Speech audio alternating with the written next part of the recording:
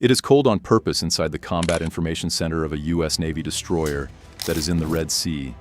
Not for comfort, for electronics.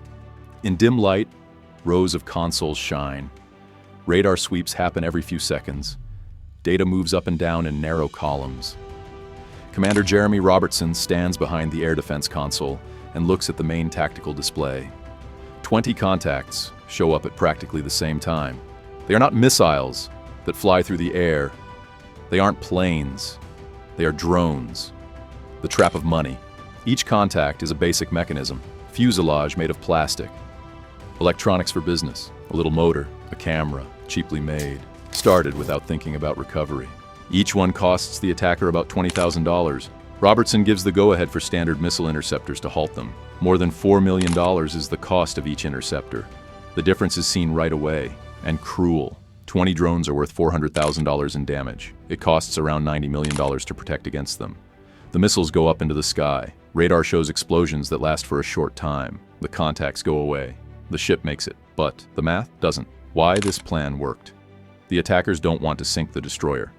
They are attempting to wear it out. Every missile fired takes away a limited stock that can't be refilled at sea.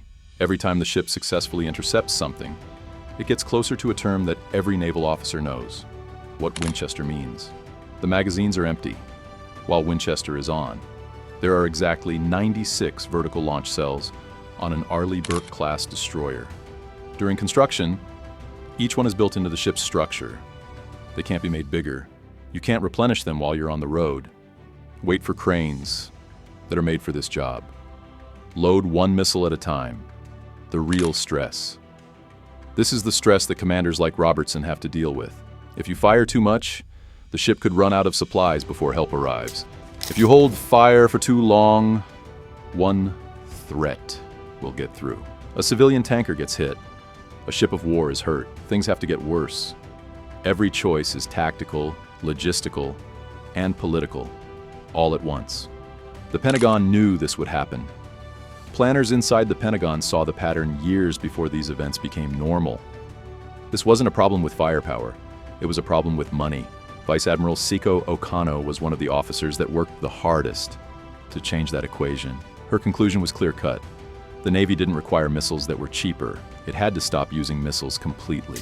First step, keep fighting. Her initial answer wasn't a weapon. It was all about logistics.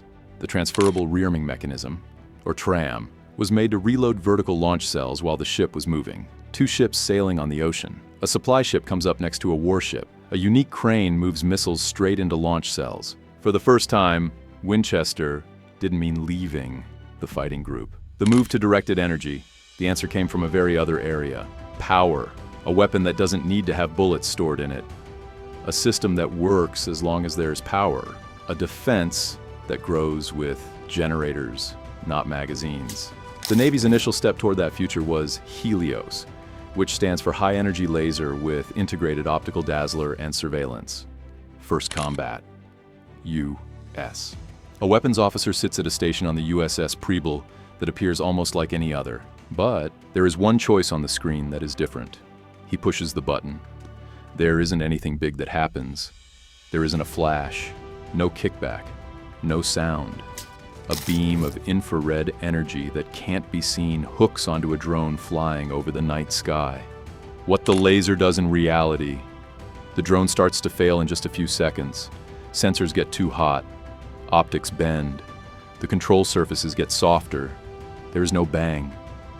The drone just stops working and crashes into the ocean. It costs less than $1 to burn the fuel that made that shot. Why this changes how command works. Every time a laser is used, it substitutes a missile worth $4 million. But the actual effect is on the mind. Stop counting rounds, commanders. They start to worry about timing, geometry, and sequencing instead of scarcity. That alters how wars are waged. The limitation of lasers. Lasers hit one target at a time. They are deadly against small groups. When there are a lot of swarming at once, time becomes the most important thing. Okano knew that the last piece needed something else, not exact. Project Meteor. Project Meteor employs microwave energy at a very high level. It doesn't burn one target. Instead, it fills a large area of airspace with electromagnetic radiation. Nothing happens that can be seen when it's fired, but electronics inside every drone stop working right away. Processors get hot. Guidance systems fail. There is no further communication. All the swarms perish at once. The sky is quiet. The shift is first seen by analysts. Slow drone launches. There are fewer reconnaissance flights. Emissions from command and control go down. Not because the threat went away, because it didn't make sense anymore. Where this is going. Future destroyers will not limit defense, they will just get involved. The idea of magazine depletion will no longer be part of everyday planning, and the cost advantage that cheap drones used to have will go away completely. The doctrine starts to change. The Navy didn't rush to publicize directed energy systems once they were proven to work. There was no public show, no big news. The change happened softly, like all real changes in doctrine do. Tactics books were changed. The training syllabi were updated. The threat matrices were revised. The Navy stopped making plans based on depletion. The end of thinking based on magazines. For decades, managing inventory was the main focus of naval defense. Every day we got updates on the number of missiles. The number of interceptors left after the first wave affected the plans for engagement, integration of the carrier strike group. The impacts are even worse in a carrier strike group. Destroyers with lasers and microwaves become shields that last a long time. Fighters don't have to rush for every incoming contact anymore. Instead of being on constant defensive alert, air wings save flight hours for offensive operations. There are still tankers available. Pilots get tired less. Cycles of maintenance become stable. The carrier gets difficult to pressure indirectly. The enemy's time to adapt.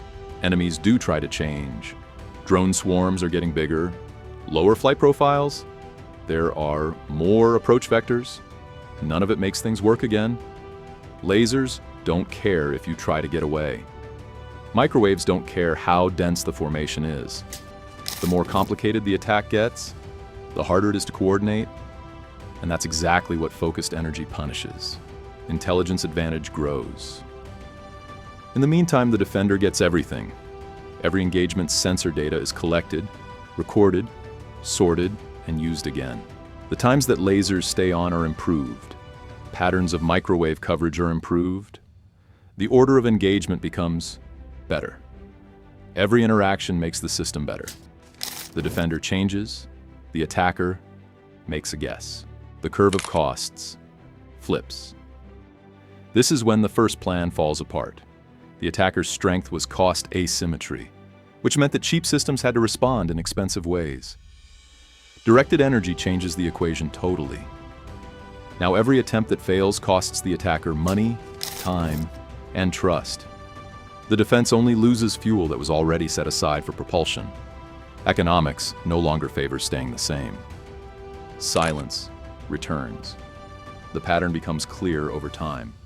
Slow drone launches, then stop, then stop. Not because the threat went away, but because it stopped being useful as leverage. The sea doesn't calm down. It comes under control. What this means for future wars. Missile salvos meant to empty magazines won't start future naval wars. They will start by trying to overrun systems that don't run out anymore. That is a bad deal. The side that takes away limits has the other side fight uphill from the first encounter. Why this is not a silver bullet. Directed energy does not take the place of missiles. It goes well with them. Missiles are still useful against hard targets, fast threats, and long-range fights. But they aren't wasted on platforms that can be thrown away anymore. That difference keeps ability where it matters most. The return of strategic patience. When the pressure to defend goes down, strategic patience comes back. Commanders don't have to hurry into escalation anymore. Political leaders don't have to respond to constant provocation anymore. The speed drops down to one that the Navy controls. That's how you deal with crises instead of making them worse. Command without lack. The next group of naval officials won't use the number of remaining interceptors to figure out how strong the defense is. They will look at coverage, power management, and time on station. That is a much more deadly approach to fighting that is quieter and colder. If you were in charge of protecting a carrier group and saw 50 contacts coming in, would you trust precision first or saturation? That choice now shapes how modern naval command works. Subscribe to get more analysis of the technologies, doctrines, and decisions that will shape the future of naval combat. This channel is all about what occurs after the headlines go away. That's when genuine limits are gradually lifted and control takes the place of anarchy. It's not about who launches the most missiles in the future of naval warfare. It's about who no longer needed to shoot them. This is Navy Recon.